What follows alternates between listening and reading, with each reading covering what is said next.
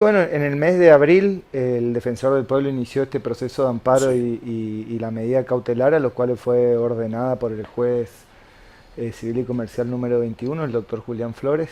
Nos ordenaron a nosotros la suspensión de esos permisos que habían sido otorgados en esta zona que vos bien dijiste, que si bien nosotros sostenemos que no fueron permisos otorgados en zona amarilla, sino que eran predios que si bien estaban localizados en zona amarilla, habían transitado un proceso administrativo de modificación de modificación predial o individual de esa categoría.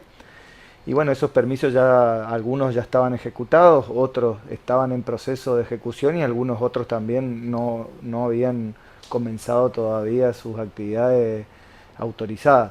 La medida de cautelar ordenó la suspensión de todos esos actos administrativos, a los cuales nosotros dimos inmediato cumplimiento en el mes de mayo y obviamente nosotros hicimos la correspondiente apelación, ¿no es cierto?, de claro. la medida, porque bueno, entendíamos de que los actos administrativos que otorgamos en ese momento fueron conforme a la ley, conforme a los procedimientos establecidos para ese tipo de situaciones y que habían transitado todos los requerimientos ambientales y de audiencias públicas que exige la norma. Así que bueno, hicimos esa apelación y bueno, a raíz de esa apelación un poco era el constante reclamo, ¿no es cierto?, que hicimos desde la provincia a través de la Fiscalía de Estado, que nosotros consideramos de que para una correcta defensa en juicio de los intereses del gobierno provincial, esa apelación debería elevarse a consideración de la segunda instancia, diríamos, Claro, la Cámara. como el derecho que tiene cualquier ciudadano de cuestionar una decisión judicial. Y bueno, el día de ayer recibimos la notificación del expediente de que el juez Flores elevó la causa a la segunda instancia, así que bueno, ahora tendremos que esperar en qué sala se radica y bueno, estar un poco expectante a la decisión de la Cámara de Apelaciones. Bien, para que la audiencia comprenda, zona amarilla significa un lugar donde no se puede talar, donde Ujú. no se puede hacer ningún tipo de deforestación, por decirlo Sí. de alguna manera. ¿Por qué autorizan ustedes? Si bien, como vos dijiste, el ordenamiento territorial de nuestra provincia establece tres categorías, ¿no es cierto? Las rojas, las amarillas y las verdes. Las rojas es donde no se encuentra permitido ningún tipo de actividad. Las amarillas se pueden realizar actividades de aprovechamiento forestal y tipo silvopastoril. Y en las de las zonas verdes son donde está permitido el desmonte o como le decimos técnicamente es el cambio de uso de suelo. Este ordenamiento se sancionó ya por el 2009, no sé si recordarás, con un proceso previo de 2 años previo, ya que trabajó mucho el equipo técnico de la provincia y bueno, se trabajó con distintas instancias de participación. El ordenamiento territorial, la ley de ordenamiento territorial, al igual que la ley 2731, la ley de presupuesto mínimo, establece en una de sus cláusulas la posibilidad de que ese ordenamiento se actualice o Sí, se pueda modificar. Con el correr de los años, obviamente, la información que puede ir generando instituciones como el INTA, las distintas facultades de la UNE o, bueno, o distintos organismos técnicos puede mejorarse, ¿no es cierto? claro, Entonces se previó esta posibilidad. Y el Consejo Federal de Medio Ambiente, que es de alguna manera es donde las autoridades ambientales, sean nacionales y de todas las provincias, definen los lineamientos de política pública en materia ambiental, reglamentaron este proceso de actualización o modificación del ordenamiento territorial. Y allí se establecieron las pautas para que deben seguir las provincias y obviamente los sí. particulares para esta modificación. Nosotros desde el primer momento que salió esta reglamentación fuimos reglamentándola y estableciendo el procedimiento técnico, administrativo y ambiental que debe perseguir el particular para poder lograr esa Sí, modificación predial. Se presentaron alrededor de 100 pedidos, de los cuales algunos fueron autorizados y otros no. Aproximadamente el 50% de los pedidos en general que hubo se autorizaron. Y bueno, esto es lo bueno, puso en discusión el defensor del pueblo, que nosotros, ya lo dije a través de otros medios, más allá de que podemos estar de acuerdo o no con el planteo, no, lo tomamos también como una posibilidad de darle a conocer al juez de que el trabajo que hicimos en la provincia de su reglamentación como de la evaluación fue correcto y bueno, lo tomamos así, ¿no es cierto? Y por eso estamos bien. colaborando desde un primer momento. Bien, ahora entonces van a la segunda instancia, pero tengo entendido que sin haber resuelto la cuestión de fondo, el juez prohibió todo tipo actuación, digamos, en ese predio, en la Claro, zona amarilla, es muy digamos. importante lo que vos dijiste porque surgió alguna especie de interés en la opinión pública al respecto, Sí, sobre todo el sector de los productores, porque la medida cautelar en primer momento estaba dirigida solamente a la actividad del desmonte, por ende nosotros tuvimos que acudir campo por campo a paralizar, vamos a llamarlo así, in situ el trabajo de las topadoras. Y posteriormente, hace unos 10 días aproximadamente, el juez extendió esa medida cautelar al aprovechamiento de los productos forestales sí, que provienen después del desmonte, ¿no es cierto? Obviamente esto despertó cierto interés por parte de los productores forestales, que son los que extraen este producto sí, forestal para llevarlos a la industria forestal chaqueña, que son, bueno, principalmente la del carbón vegetal y el tanino, que son una de las principales actividades de exportación de nuestra provincia, y después, bueno, el aserrado, las mueblerías y todo lo demás, ¿no es cierto? claro. Bien, siempre quise saber por qué hay provincias en nuestro país que tienen una política, que trabajan una política natural de todo lo que tiene que ver con el, la plantación de Sí. árboles y que acá no se hace. Bueno, la conclusión que vos haces lamentablemente es real, ¿no es cierto? Nosotros tenemos una tasa de aprovechamiento forestal, por así Sí, decirlo, o de consumo de madera nativa alto, que no es, claro, alto, que no es coincidente con la tasa de plantación, y eso es algo que uno lo ve y lo percibe en cualquier estadística sí, sí, pública, privada que exista, ¿no es cierto? Yo creo que esto se debe principalmente a dos factores. La verdad que consulto, estudio y por ahí trato de averiguar, ¿no es cierto?, con distintos profesionales que están en el terreno, sobre todo, que son los que más experiencia tienen. Y principalmente el problema número uno que hay es las características del suelo de nuestra provincia, ¿no es cierto?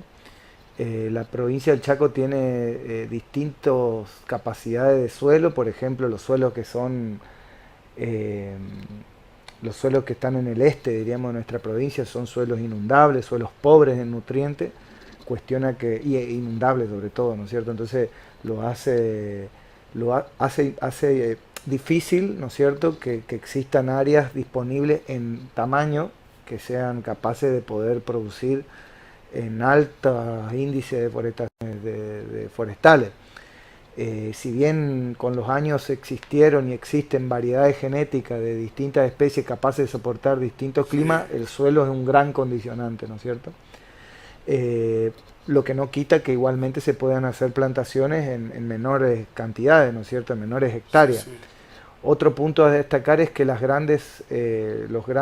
diríamos, los suelos con capacidad para esta forestación en grandes volúmenes, que pueden ser suelos de la zona cultivable de nuestra provincia, que hoy por hoy se cultivan muchos tipos de cultivos, como la soja, el girasol, el algodón, sí, sí, el maíz.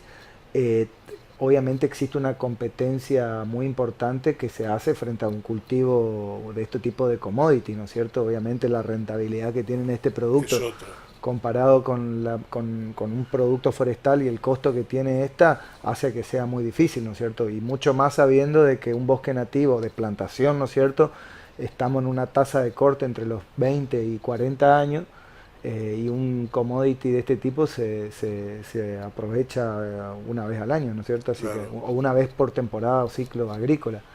Entonces es muy difícil por ese motivo. Existen muchos avances científicos y estrategias que de hecho uno de los puntos importantes es los avances que logró la Escuela de Jardinería, que lleva adelante el Ruchesi, ingeniero Ruchesi, que se hizo en forma conjunta con la provincia, donde se determinaron algunos clones específicos de eucalipto, de variedades híbridas, que pueden tolerar ciertas condiciones climáticas de nuestra provincia y que pueden proyectar claro, materia prima en el futuro en rápido tiempo para la industria del carbón o la industria del tanino, que son por ahí las sí, más demandantes. Así que nosotros creemos que con un sistema, o por lo menos es algo que nosotros opinamos de que al no existir también como segundo factor que complica aún más la forestación en nuestra provincia, la cultura, ¿no es cierto? No existe poca cultura de forestación y nosotros creemos que en una primera etapa, en un plan de gestión a largo plazo en este punto, tiene que existir una asistencia activa por parte del gobierno provincial, ya sea asistiendo a productores que hagan plantaciones o el Estado mismo haciendo Claro. plantaciones propias, ¿no es cierto? Pero en las provincias que yo te digo, por ejemplo Misiones, sin ir más lejos, hay programas de incentivo, ¿no? Y los productores se prenden porque les reditúa. Sí, sí, sí. Está bien, es cierto lo que vos decís, nosotros tenemos árboles de 20 a 40 años y ellos tienen árboles como los pinos que en 5 años están arriba, ¿no? Exactamente. Pero lo mismo, madera blanda, todo lo que quiera. Pero se puede hacer otro tipo de plantaciones, Ujú. incentivar y, por supuesto, trabajar culturalmente el tema, porque la depredación que se ha hecho del monte chaqueño es impresionante y nadie lo ha trabajado desde el punto de vista de la forestación. Sí, no, sin duda, yo creo, nosotros fuimos visitando estos 4 años, fuimos a empresas radicadas en Corrientes, empresas radicadas también en Misiones, que a su vez tienen emprendimientos en Paraguay y en Brasil. Nos llevaron distintas empresas que son punta en esto a recorrer sus viveros, a recorrer cómo es la Sí, logística, ya sea productiva y también comercial después, ¿no es cierto? claro, Y creemos que hay que hacer una política, o por lo menos modificar la política de forestación en dos sentidos, ¿no es cierto? Por un lado, con el único objetivo de reponer de madera al bosque nativo, que eso se va a hacer o se hace básicamente con tareas de restauración y tareas de recomposición forestal, que hay mecanismos muy avanzados y eso sí ya hay mucha experiencia en la provincia, sí, pero al mismo tiempo hay que ir generando de alguna manera madera a futuro para que en algún momento la curva, vamos a llamarle así, de la presión sí, sí, al bosque nativo vaya disminuyendo, ¿no es cierto? totalmente.